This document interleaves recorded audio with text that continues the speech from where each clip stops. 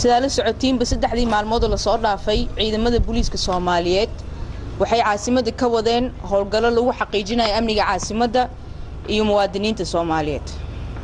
howlgalladan amniga lagu xaqiijinayo waxa ilaahay hadda laga fuliyay dhowr degmooyin oo ka tirsan gobolka Banaadir waana howlgallo sii socon doona. intii howlgalladan socdeen waxaa suurto gashay inay booliiska soo qabtaan dad looga shakisan yahay inay argagixisada la shaqeeyaan iyo kuwa qalqal gelinaya amniga guud. sidoo kale abaare 9 saac galabnimo shalay ciidamada booliiska oo gacan ka helay shacabka degmada Dayniley ay waxay ku guuleysan inay gacanta ku soo dhigaan gacan ku dhiigle ka tirsan al-shabaab oo dil u geystay askari ka tirsan ciidanka xoogga dalka.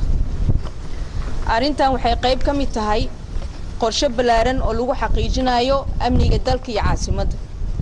waxaa jira ciidamo dheeri ah oo la dhigay wadooyinka caasimada kuwaas oo baariga gaadiidka iyo wixii kale ay ka shakiyaan.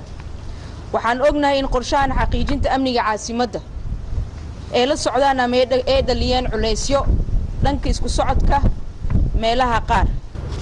ciidamada howlgalka fuliyana waxaa la faray inay si wanaagsan ula dhaqmaan shacabka Soomaaliyeed oo ah kuwa ay difaacooda jidadka u taagan yihiin.